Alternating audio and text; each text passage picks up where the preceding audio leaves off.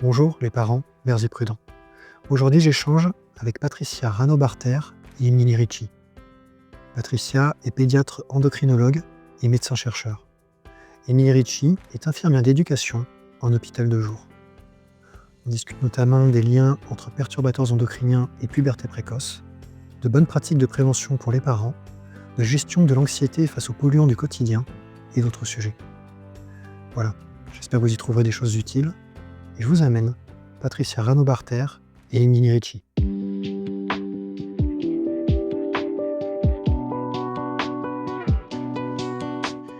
Aujourd'hui, je suis avec Patricia Rano-Barter et Émilie Ricci. Patricia, Émilie, merci de vous joindre à moi. Bonjour. Bonjour, merci.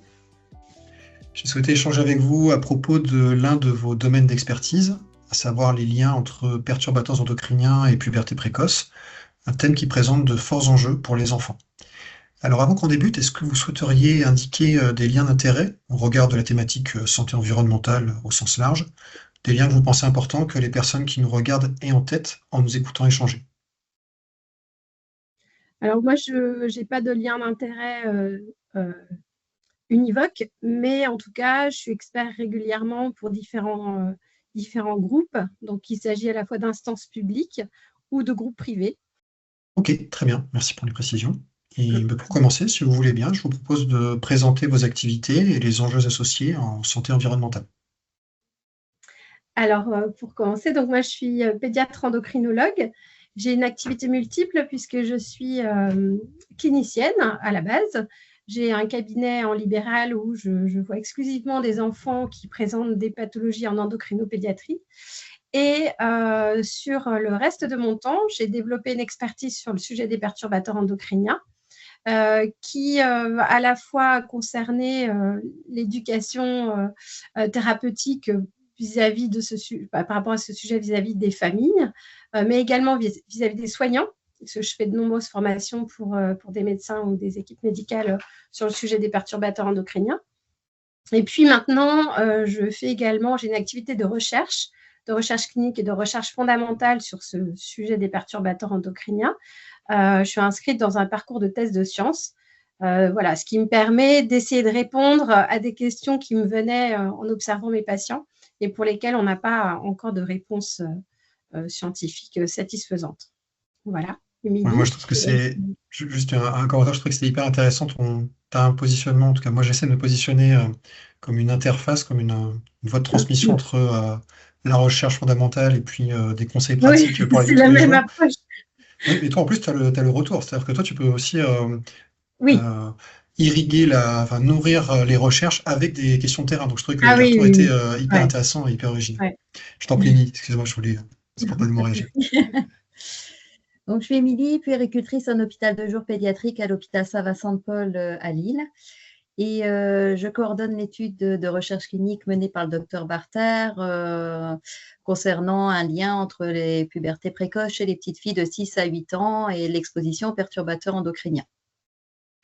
Donc, Oui, j'ai souvenir que tu me disais qu'il y avait dans le cadre de cette étude, qu'il y avait un accompagnement personnalisé des familles et que vous voyez c'est ça.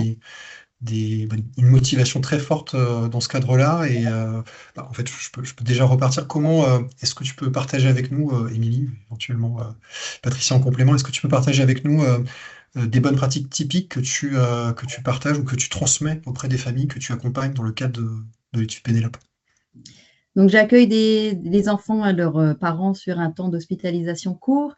Et durant ce temps d'hospitalisation, on fait un premier état des lieux, des habitudes de la famille, voilà, au niveau de l'alimentation, de l'utilisation des produits d'hygiène, cosmétiques, et dans l'environnement intérieur, les produits d'entretien, l'ameublement, les vêtements. Donc, on fait un premier état des lieux ensemble et je les accompagne pour inciter un changement d'habitude dans leur quotidien. Donc, au niveau alimentaire, c'est vrai qu'on en a encore échangé tout à l'heure. C'est vrai qu'au niveau de l'alimentation, c'est de pouvoir prévenir sur tous les produits transformés, les produits Emballés individuellement. Voilà. Je suis pas surpris que tu mettes en avant l'alimentation comme première voie d'exposition, parce que c'est souvent l'alimentation qui est la plus importante, la plus forte contributrice pour de nombreux polluants du quotidien. Je me demandais comment ce que tu transmettais en pratique. Tu transmets donc j'imagine des informations pour que les parents comprennent bien les enjeux et les aspects pratiques. Mais les bonnes pratiques, tu transmets des bonnes pratiques, des principes généraux, tu renvoies vers des applis. Comment ça se passe concrètement, tes conseils? Alors, il y a les deux, en fait. Il y a effectivement des bonnes pratiques qu'on peut mettre en place facilement à la maison. Par exemple, éviter de chauffer tout ce qui est alimentaire dans des récipients en plastique. Donc, passer sur des tupperwares en verre, enfin des contenants en verre plutôt que des récipients en plastique. Privilégier l'alimentation biologique au possible. Après, on s'adapte aussi au niveau socio-économique des parents. C'est sûr que voilà, ça ne va pas être évident pour certaines familles de passer au 100% bio, on est bien d'accord, mais au moins de passer sur les produits de base, j'ai envie de dire, du quotidien, d'être plutôt sur une alimentation d'origine biologique.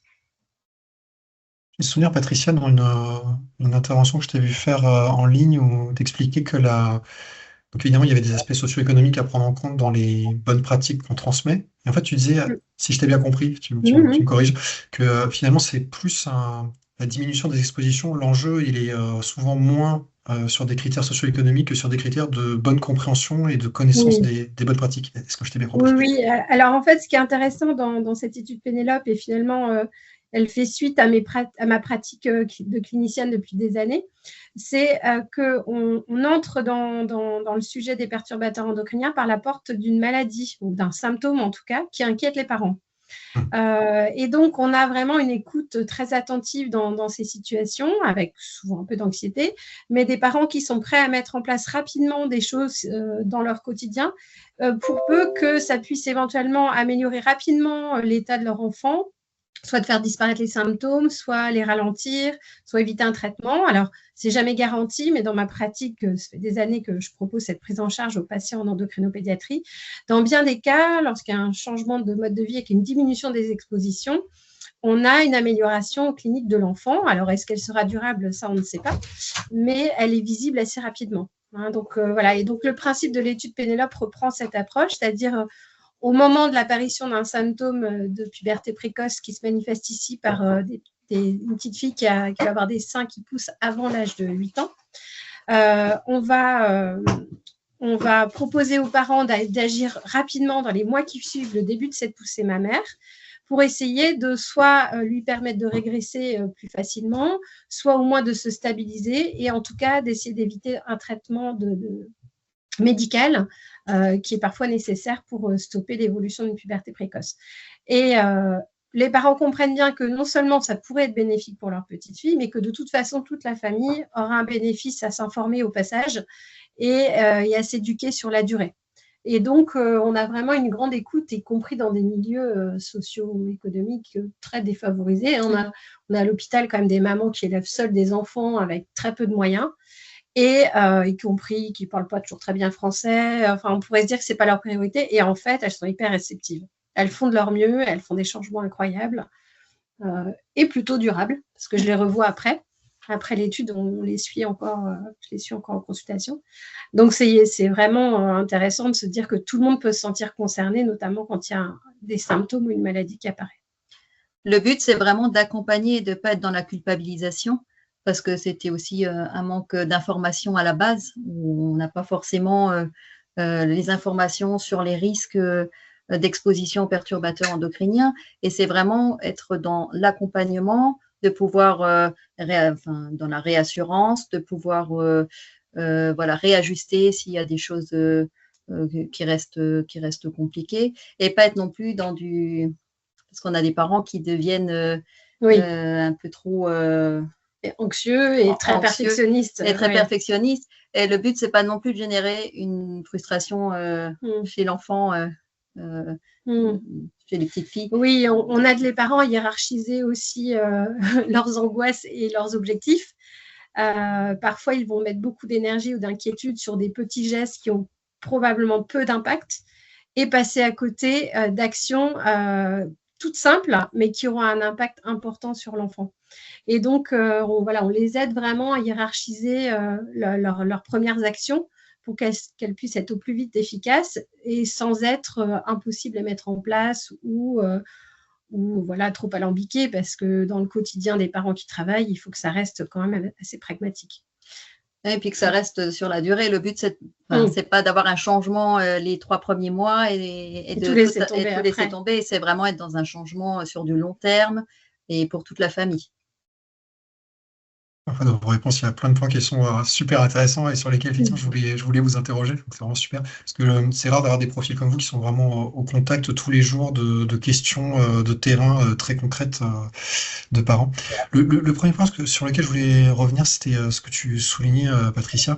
Et je trouvais que c'était un message qui était à la fois très motivant et puis plein d'espoir. C'est-à-dire souvent quand on parle de perturbateurs endocriniens, quand on comprend le mécanisme, quand on comprend la finesse du réglage hormonal, je n'ai pas les bons termes, au moment de la construction du corps, souvent ce qui est mis en avant, notamment quand on critique la réglementation avec des seuils censés être des seuils sans risque attendu, c'est qu'il suffit d'une quantité assez faible à un moment, donc dans une fenêtre de vulnérabilité, à un moment clé de la construction pour perturber la construction et possiblement avoir des effets significatifs et pérennes. Et souvent, un exemple qui est pris, c'est le cerveau, avec le Only One Chance, seulement une chance.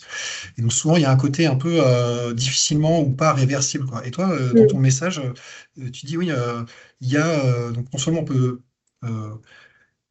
baisser la progression, on peut éviter peut-être que ça bascule dans la maladie, mais en même temps, tu as parlé d'aspects réversibles parfois. Est-ce que tu Ouais. veux bien développer ce Alors, truc-là? Je pense que c'est un message qui est oui, très alors important. ça, c'est vraiment tout l'objet de ma réflexion et de mon travail scientifique, y compris au laboratoire à Paris. C'est vraiment de travailler sur les aspects adaptabilité, réversibilité, avec l'idée que c'est probablement un enchaînement d'événements. Il s'est passé des choses pendant la grossesse suite à des expositions chimiques que nous avons tous rencontrées pendant la grossesse, qui ont pu perturber la mise en place de certaines structures cérébrales ou au niveau de la mise en place de toute la chaîne des voies endocriniennes.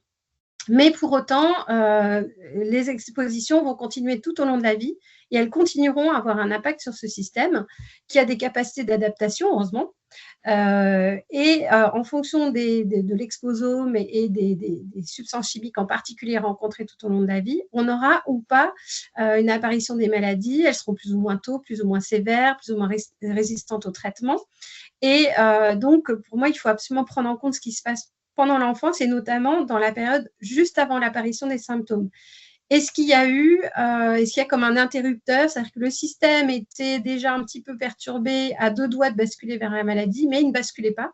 Et puis, sont ajoutés des événements comme la prise de poids ou une exposition chimique un peu plus intense pendant quelques jours, et hop, le système bascule vers le symptôme. Et l'idée, c'est déjà de découvrir au niveau physiologique. Donc, il y a beaucoup de données scientifiques qui vont sortir de l'étude Pénélope pour nous permettre de mieux comprendre ce qui se passe, en tout cas pour les pubertés précoces, sur cette période juste avant les symptômes et juste après le début des symptômes. Qu'est-ce qui se passe biologiquement? Et puis, d'étudier cette part de réversibilité. Est-ce que c'est la même chez tout le monde? Est-ce qu'il y a des terrains sur lesquels ça va mieux marcher, d'autres moins? Et pour ça, on va regarder les marques épigénétiques au niveau sanguin, pour essayer de voir ce qui se passe quand on change sur peu de temps. 3 mois, c'est court. Est-ce qu'on a déjà des marques épigénétiques qui sont modifiées? Est-ce qu'on retrouve les mêmes modifications chez tous les patients? Est-ce qu'il y a des profils qui se distinguent? L'idée étant d'aboutir un jour déjà à une meilleure compréhension de toute cette phase de l'enfance et des perturbations chimiques et des déclenchements de maladies, mais aussi surtout d'arriver à un kit de nouveaux outils pour accompagner les enfants qui ont des débuts de maladies chroniques, pour vraiment tenir compte des effets des substances chimiques, mais dans le quotidien, dans la clinique, en consultation, avoir des nouveaux kits d'analyse biologique, toxicologique, des descriptions de profils plus ou moins à risque, parce qu'aujourd'hui, nos outils ne sont pas du tout adaptés à la mesure de ces perturbations qui sont souvent intraticulaires, périphériques, sous les seuils de détection des taux d'hormones habituels, qu'on n'arrive pas du tout à identifier par nos analyses biologiques classiques. Ouais, je trouve que c'est un message, merci beaucoup de l'avoir développé. C'est un message qui est, je trouve, très porteur d'espoir. On prendra connaissance des résultats de Pénélope avec d'autant Ouais. plus d'intérêt, quoi. Émilie, j'aurais bien voulu que tu développes aussi un sujet qui revient souvent aussi dans les parents avec qui je peux interagir, c'est le côté, en fait, tu disais, quand on commence à prendre conscience de ces enjeux, ça peut créer à la fois un aspect anxiogène et puis à la fois un aspect, on veut d'un coup être parfait sur ces aspects. Et je me demandais, dans l'accompagnement, quand tu expliques des bonnes pratiques aux gens, quand tu expliques les enjeux, euh, comment tu fais en sorte qu'ils soient impliqués, efficaces, conscients, sans devenir paralysés par l'enjeu, ou d'un coup ils reviennent à la maison et ils font une vie impossible toute la famille. Enfin, Oui, c'est ça. je me demandais si Ouais. tu avais des Les bonnes effets pratiques. cocktails, Ouais, comment ouais. ça... Et puis, Oui, l'effet voilà. cocktail, ouais. En fait, à la base, ce qu'il faut savoir, c'est que c'est l'effet cocktail de l'exposition aux perturbateurs endocriniens qui a une incidence. C'est le produit cosmétique contenant des polluants, plus l'alimentation, plus l'hygiène, l'environnement intérieur pollué par les bougies. Donc, ça va être tout ce cocktail, toute cette accumulation qui a cet effet cocktail, et c'est d'accompagner les parents. C'est vrai que du jour au lendemain, ils vont pas pouvoir, on peut pas arriver à un changement, On ne peut pas passer à zéro exposition. à zéro exposition, mais leur apprendre en fait à réduire au mieux l'exposition de leur enfant à ces polluants. Donc, comment gérer? Alors, c'est ce que je disais tout à l'heure, c'est des parents qui vont effectivement passer de 0 à 100 et effectuer des changements qui sont vraiment contraignants et qui vont être chronophages et épuisants, j'aurais envie de dire, sur le quotidien. C'est vrai qu'on invite, par exemple, à éviter de donner des biscuits industriels au goûter. Alors, là, c'est vrai que faire des gâteaux maison quand on travaille, c'est pas quand même forcément évident de l'intégrer dans notre routine du quotidien. Donc, j'essaye de temporiser, d'être sur de trouver parfois des compromis aussi avec les parents pour éviter qu'ils soient sur un niveau de stress. D'autant que c'est quand même souvent les mamans qui vont se retrouver responsables de tous ces changements, qui vont devoir faire beaucoup de choses par elles-mêmes, en tout cas au moins au début. C'est quand même essentiellement des mamans qui s'impliquent, on a aussi des papas, mais encore assez peu, et qui se retrouvent avec cette charge, la charge de la responsabilité, parce qu'une fois qu'elles ont compris que ça pouvait avoir un rôle sur les signes de leur enfant, elles s'en emparent et elles s'impliquent. Elle s'implique fortement. Elles s'impliquent, et puis la charge en pratique, hein, c'est elles qui font les courses, c'est elles qui font à manger, c'est elles qui font le ménage, et c'est elles qui doivent tout changer, avec parfois le reste de la famille qui est en opposition, ça peut arriver. Ouais. Donc elles ont beaucoup besoin de soutien, soutien à la parentalité au sens large, ce qui est très chouette pour nous dans les échanges, mais c'est ce qu'on fait beaucoup. Oui, c'est ça. C'est pour ça qu'on les accompagne aussi. Je fais des points téléphoniques entre 2 temps d'hospitalisation pour reprendre avec eux s'il y a des questions, s'il y a des réajustements à faire. J'ai une maman l'autre fois par téléphone qui me disait j'ai voulu annuler le séjour Disney qui était prévu avec les enfants parce que je me suis dit qu'elle allait manger dans les restaurants lors de la sortie, et qu'elle allait être exposée à l'alimentation transformée. Et là, j'ai dit stop, il ne faut pas non plus. C'est sur du quotidien, mais il peut y avoir. On ne peut pas être dans du 100% parfait, et il faut aussi qu'il y ait justement pour ne pas générer de la frustration, notamment chez l'enfant, et qu'il puisse accepter aussi ces changements, qu'il puisse y avoir une certaine souplesse aussi. C'est être sur une dynamique de fond, mais avec un cadre assoupli pour qu'il puisse aller à l'anniversaire du copain, qu'effectivement il mangerait un gâteau industriel à l'anniversaire du copain, des choses comme ça. Quand je vous entendais, ça me faisait penser, j'ai eu un échange avec une personne de WECF que vous connaissez peut-être, c'est Sylvie Platel, et qui effectivement m'expliquait qu'il y avait toute une dimension féministe dans la thématique, la gestion de santé environnementale.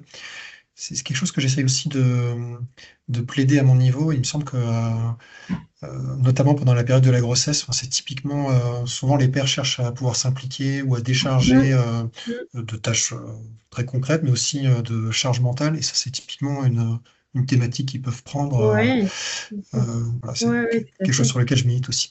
Un mot, Mm. vous avez parlé de cosmétiques tout à l'heure, et donc je voulais revenir sur les bonnes pratiques classiques que vous transmettez, ou que tu transmets à Émilie. Sur les cosmétiques, typiquement, quand on pense à puberté précoce, ceux qui sont un peu rentrés dans le sujet associent ça assez rapidement avec cosmétiques. Et j'ai le souvenir, Patricia, que tu me disais quand on préparait l'entretien que en fait, c'était pas si évident que ce soit ce lien-là le plus fort. C'est certainement un des plus étudiés, mais que toi, tu avais aussi certainement en tête d'autres sources de contribution importantes. Oui, en fait, on parle d'enfants qui sont vraiment. Donc, si on s'intéresse à la période juste avant l'apparition des symptômes, elles ont 5, 6 ans, 7 ans. Donc, elles ne sont pas consommatrices tellement de cosmétiques, si ce n'est beaucoup de soins pour les cheveux quand même. Ça, je crois qu'on retrouve assez souvent une utilisation de pas mal de produits démêlants, de soins pour les cheveux. Mais pour ce qui est des cosmétiques, que ce soit des crèmes, les crèmes s'ils sont atopiques peut-être, les crèmes solaires, mais sinon, il n'y a pas encore vraiment d'usage de maquillage ou de vernis ou de crème. Parfois, mais c'est assez ponctuel. Ça va plutôt concerner les préados, ados qui sont cibles des grands groupes qui leur vendent le plus tôt possible du maquillage et des cosmétiques en tout genre. Donc, ça reste un sujet à aborder parce que c'est quand même important de choisir le savon, le dentifrice, d'éviter les soins pour cheveux inutiles. De bien les choisir, ça va être important, on l'aborde, hein. Oui. Mais c'est vrai que voilà, ça reste encore un âge où ils ne sont pas tant exposés en proportion par rapport à ce qui peut se passer côté alimentation ou ce qui va se passer un petit peu plus tard à la préadolescence, adolescence, où là, ils deviennent très consommateurs, très demandeurs d'utiliser des cosmétiques en tout genre et cibles du marketing, bien évidemment. Mais là, bon, c'est une petite fille, ce n'est pas encore tout à fait le sujet. Non. Après, ce qu'on conseille aux parents, que ce soit au niveau des produits d'hygiène, produits d'entretien, par exemple les lessives, de partir davantage sur des produits qui présentent un écolabel. Et maintenant, même les grandes surfaces ont leur propre marque avec des produits plutôt abordables pour les familles. Oui, on n'encourage pas forcément la réalisation de ses propres produits ménagers. Certains parents le font très spontanément ou le faisaient déjà. Donc cela, très bien, on va parler avec eux. Mais ceux qui n'en ont jamais fait, qui ont bien d'autres choses à changer avant, on ne se lance pas forcément dans les recettes de petites chimistes. En tout cas, on leur donne des conseils comme remplacer par du vinaigre blanc ou du bicarbonate. On reste dans les choses simples, mais on ne va pas leur donner des recettes de produits à faire comme ça d'emblée à tout le monde. On va d'abord voir s'ils sont réceptifs, s'ils vont savoir le faire sans danger. On va quand même au cas par cas pour ces sujets. Hein. On s'adapte. Oui, c'est ça. Et on essaye aussi de faire de la prévention par rapport à l'environnement intérieur, tout ce qui va être polluant, notamment, on disait, les bougies, l'encens. Tout ce qui est aérosol, les bougies, l'encens. Et l'aération. Voilà, c'est ça. Et l'aération, ça, c'est des choses simples. Aérer son logement au moins une fois par jour permet aussi d'avoir un meilleur environnement, une meilleure qualité de l'air à l'intérieur. Dans le cadre de vos projets, vous avez, parce qu'en fait, on est en train de passer en revue un certain nombre de bonnes pratiques, et vous avez fait l'exercice de les synthétiser et de les rassembler dans le cadre d'un site internet. Donc, je mettrai les liens en référence. Donc, perturbateur endocrinien, ma maison. Vous voulez bien nous en parler un petit peu? Alors, à l'origine, ce que j'avais imaginé, c'est il y a déjà 4-5 ans, c'était dans le cadre de l'étude Pénélope de développer des outils pédagogiques utilisables en interne pour guider les familles de façon un petit peu, avec des outils numériques tout simples. Et il se trouve que l'hôpital Saint-Vincent-de-Paul est très intéressé par les sujets de santé environnementale, a été parfaitement soutenant tout au long de la mise en place de mes projets, qu'il s'agisse de ma thèse de sciences ou de l'étude Pénélope. Et ils ont trouvé que la première maquette que j'avais dessinée pour ces outils pédagogiques était vraiment intéressante et pouvait devenir un site internet. Donc, ils ont soutenu et financé la création de ce site internet. Donc, il s'appelle www.lesperturbateurendocriniens-mamaison.com. Et alors, ce qui est intéressant, c'est que le site, je l'ai créé avec l'aide d'étudiants en école d'ingénieur qui étaient tout jeunes, qui avaient une vingtaine d'années, qui ne connaissaient absolument pas le sujet. Et l'idée, c'était qu'ils puissent m'aider à formuler les choses d'une manière simple et accessible à tous. Parce que c'est vrai que quand on est expert dans un domaine, on manipule notre jargon et on ne sait plus très bien se mettre à la portée de ceux qui découvrent le sujet. Et donc, ils m'ont aidé à faire cette première maquette. Ensuite, on l'a mise en ligne. Il y a une deuxième version où on a ajouté une chambre bébé qui symbolise tout ce qui concerne la grossesse, l'arrivée d'un bébé, qu'on a fait avec les collègues de la maternité de l'hôpital Saint-Vincent-de-Paul, donc qui ont pu aussi compléter, donc les sages-femmes, les gynécologues, qui ont pu compléter voilà, cette approche sur le site.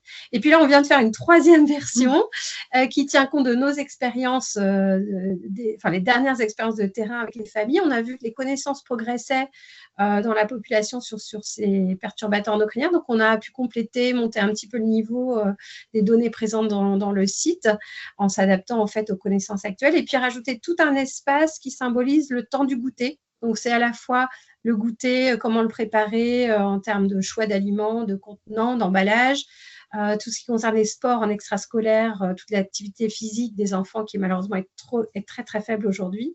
On a repris voilà, les appareils électroniques, les équipements de sport, la crème solaire. Voilà. Donc on a pu comme ça améliorer petit à petit ce site et il est beaucoup utilisé en fait très largement par mes collègues endocrinopédiatres par exemple. Et de plus en plus de médecins l'utilisent parce qu'on n'a pas beaucoup de temps en consultation pour faire de la prévention avec les patients. Mais quand on leur donne le nom du site, on se rend compte qu'ils sont intéressés, comme c'est assez concret, pas trop.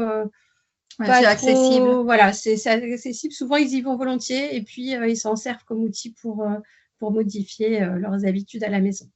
Donc voilà, donc vraiment, je profite pour remercier l'hôpital Saint-Vincent-de-Paul et la direction de la communication, enfin voilà, les différentes personnes qui m'ont aidé à faire ce site et à le faire évoluer et à le financer également. Parce que voilà, sans eux, je n'aurais pas pu faire aboutir ce site qui sert très largement en France, bien plus largement que pour juste notre étude Pénélope, comme je l'avais imaginé au départ.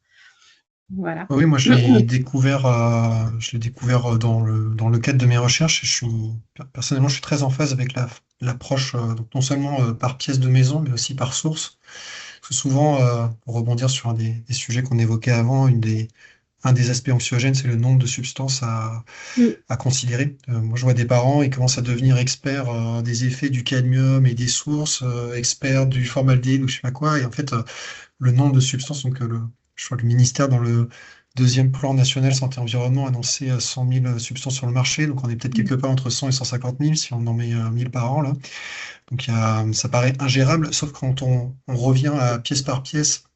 Et le nombre de sources d'émissions, celui-là, il est beaucoup plus réduit et beaucoup plus gérable et il correspond bien à la manière dont on apporte notre journée de parents. Je suppose, Émilie, que tu t'appuies aussi beaucoup sur ça. Oui, quand je fais le recueil des données avec les parents, effectivement, on sert du site internet pour appuyer les conseils qu'on peut donner. Et ça permet aussi aux parents de pouvoir revenir de leur côté quand ils en ont besoin, quand on retourne à la maison, de pouvoir aller rechercher les infos, parce que c'est beaucoup d'infos finalement sur quelques heures. C'est beaucoup d'informations d'un coup.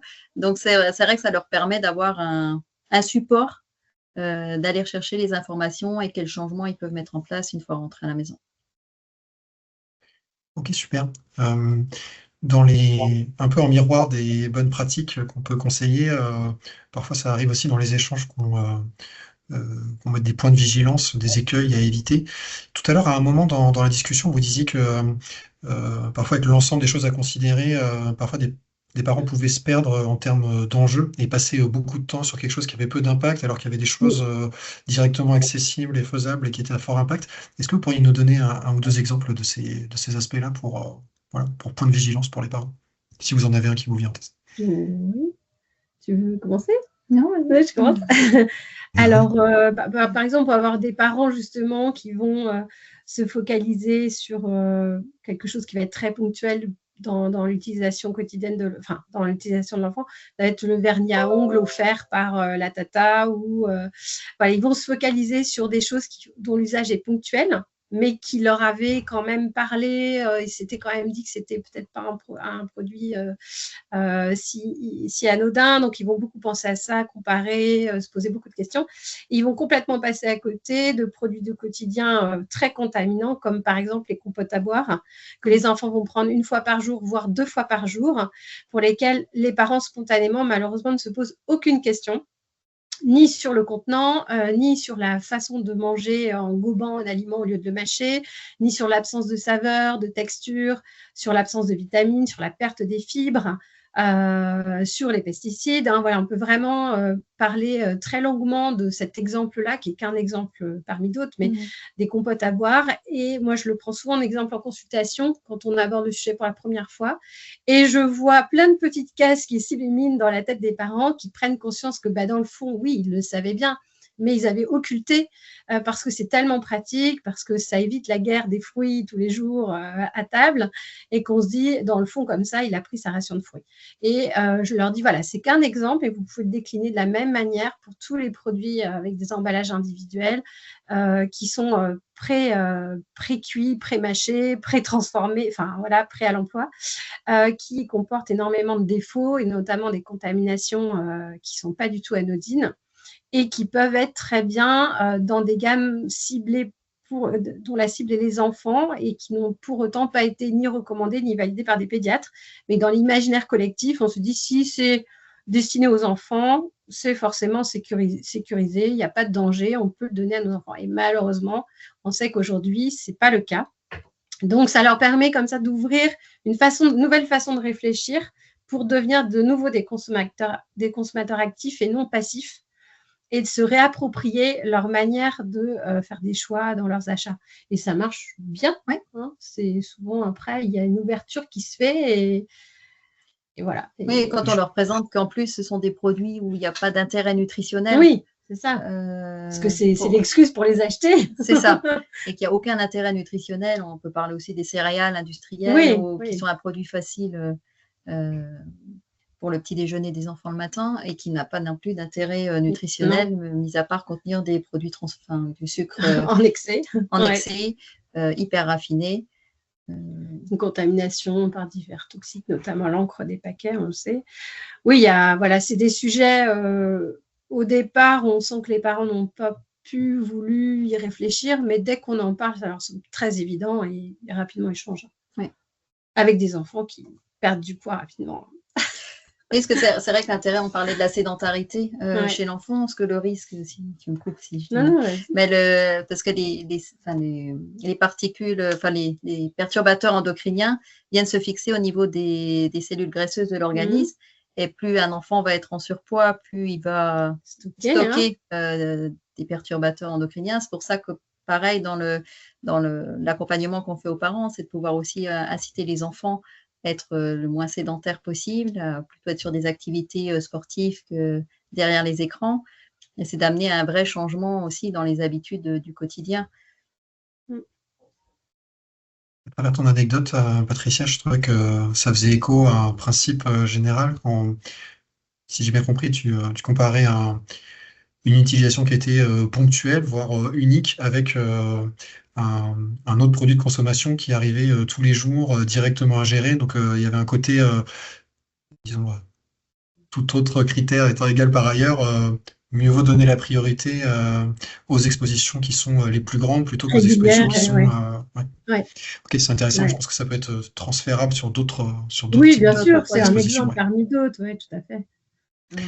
Ok, très bien. Émilie, Patricia, est-ce qu'il y avait un point qui serait important pour vous et qu'on n'aurait pas abordé spontanément jusqu'ici dans les échanges? Vas-y. Et moi, je trouve qu'on est encore... je trouve qu'il y a des points où même nous, on est encore confrontés à des difficultés. Par exemple, on parlait de l'eau.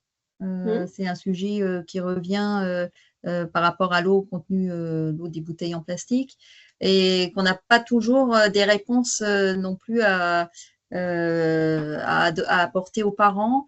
Voilà, on parle de l'eau en bouteille en verre, on parlait de l'eau du robinet, en fonction des villes, des différents filtres. Et c'est vrai que même nous, parfois, je trouve qu'on est encore confrontés aussi à des zones d'incertitude. Des zones d'incertitude, c'est ça. Et moi, ce que je voulais ajouter, puisque c'est d'actualité, il était prévu d'interdire complètement dans les collectivités, notamment dans les cantines, les récipients en plastique. Alors, d'abord, c'est le chauffage en récipient en plastique, puis ensuite tous les récipients en plastique, y compris la vaisselle. Et là, on voit bien qu'il y a vraiment un jeu de pouvoir et de ping-pong entre les lobbies de l'industrie du plastique et les politiques qui font un pas en avant, un pas en arrière et qui vacillent au moment de mettre en place cette réforme, alors que voilà, j'ai des collègues qui ont fait le calcul des expositions aux additifs des plastiques dont on connaît très bien les effets perturbateurs endocriniens, d'enfants qui mangent à la cantine dans une barquette pour 8 personnes, même en respectant les seuils réglementaires, la réglementation européenne par rapport aux quantités d'additifs de plastique contenus dans ces barquettes, ça va pouvoir transmettre à chaque enfant qui prend sa portion dans la barquette des quantités vraiment très, très importantes d'additifs et dangereux pour leur santé. Et donc, ça, ce sont des sujets dont les parents peuvent s'emparer. C'est-à-dire qu'on a vu des collectifs qui, localement, ont permis à des villes de prendre en charge ce sujet bien avant la réglementation et la loi, et ont pu faire des changements spectaculaires, mais c'était souvent à l'initiative de parents. Et donc, c'est vrai que nous, on les aborde en tant que consommateurs individuels, oui. Mais quelquefois, on n'a pas toujours le temps, mais ils sont aussi des chefs d'entreprise, ce sont aussi des gens qui ont un impact, qui pourraient avoir un impact politique ou industriel, pour qu'ils puissent aussi s'emparer du sujet à une échelle un peu plus large. Dans des collectifs, dans des associations, dans leur entreprise. Alors ça commence, on sent une certaine réceptivité maintenant au sujet, où parfois c'est eux qui proposent spontanément, qui disent tiens, il faudrait que dans mon entourage, dans mon entreprise, on prenne en charge cette question. Mais voilà, la pression du consommateur sur l'industrie, elle est vraiment très importante.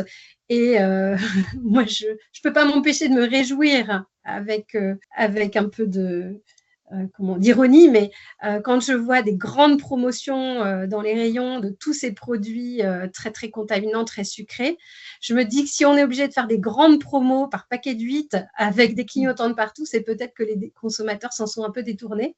Donc, voilà, c'est à double tranchant, mais je me dis que les consommateurs ont un pouvoir de faire changer les entreprises, qui parfois changent bien volontiers, mais pour d'autres, il y a des résistances.